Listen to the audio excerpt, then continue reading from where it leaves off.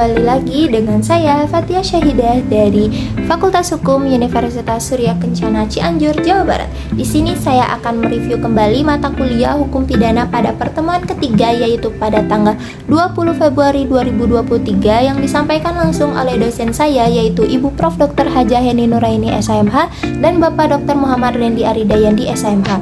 Pada pertemuan ketiga ini ada 5 pembahasan, yang dimana kita membahas bab 2 mengenai tindak pidana atau Strafbelveld atau delik.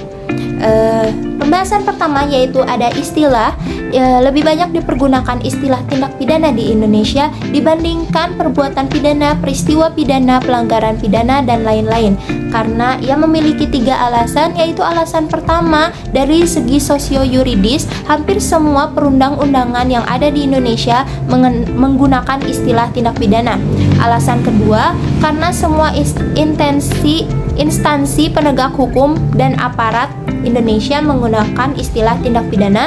Dan alasan yang terakhir, para mahasiswa mengikuti tradisi dan kebiasaan menggunakan istilah tindak pidana dibandingkan perbuatan pidana. Contohnya seperti Undang-Undang Nomor 7 DRT tahun 1955 tentang tindak pidana ekonomi.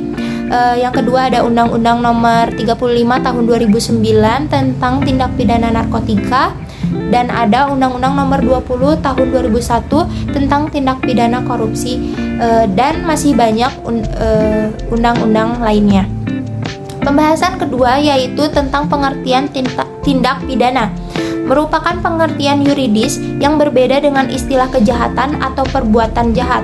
Dilihat dari isinya, terdiri dari 3, yaitu ada perbuatan pidana atau criminal act, yang kedua ada pertanggungjawaban pidana atau criminal responsibility atau criminal liability, yang terdapat pandangan yang memisahkan pengertian antara perbuatan pidana dan pertanggungjawaban pidana dualistis, dan pandangan yang menyatukan pengertian pidana dan pertanggungjawaban pidana, yaitu monistis.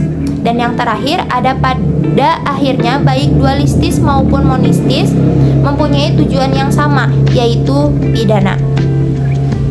Pembahasan ketiga yaitu ada unsur-unsur tindak pidana yang memiliki 2 unsur, yaitu unsur objektif dan unsur subjektif. Kita bahas unsur subobjektif terlebih dahulu.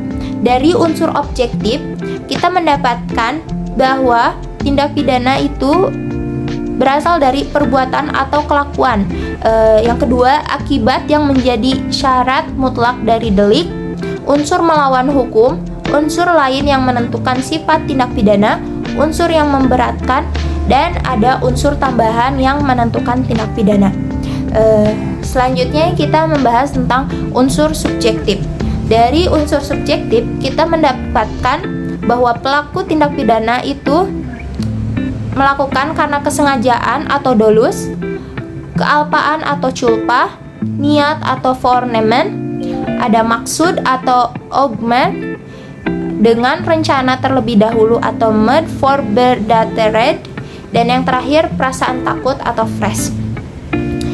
Ia juga memiliki pengertian yang lebih luas lagi, terdiri dari bagian delik atau bestandelen van het delik, meliputi dari 4 bagian, yaitu terdapat dalam rumusan delik, penuntut umum harus mencantumkan dalam surat dakwaan, yang ketiga harus dibuktikan di pengadilan, dan yang terakhir ada apabila tindak pidana tidak terbukti, hakim harus membebaskan terdakwa. Dan yang kedua ada secara elemen atau unsur delik, elemen van delik. Ada 5 elemen. Yang pertama ada tindak tidak terdapat dalam rumusan delik. Yang kedua ada hal yang dapat dipertanggungjawabkan, sesuatu tindakan atau sesuatu akibat terhadap pelakunya, terhadap akibat yang timbul, dan hal dapat disalahkannya berdasarkan unsur kesengajaan atau kealpaan. Yang ketiga ada harus dianggap dan disyaratkan dalam setiap rumusan. Dan yang keempat ada penuntut umum tidak perlu mencantumkan dalam surat dakwaan. Dan yang terakhir ada apabila hakim merasa ragu, maka harus melepaskan tertuduh dari segala tuntutan hukum atau aanslag van alle resvervolging. Pembahasan selanjutnya ada teknik atau cara merumuskan tindak pidana yang dimana memiliki 3 cara, yaitu hanya memberikan nama yuridis atau kualifikasi tanpa menyebut unsur-unsurnya. Misalnya pasal 351, pasal 297, dan pasal 184 KUHP.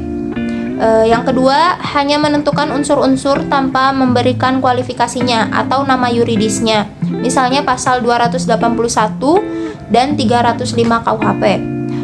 Dan yang terakhir, ada memberikan kualifikasi dan unsur-unsur serta nama yuridisnya. Misalnya pada pasal 362, 372, 378 KUHP.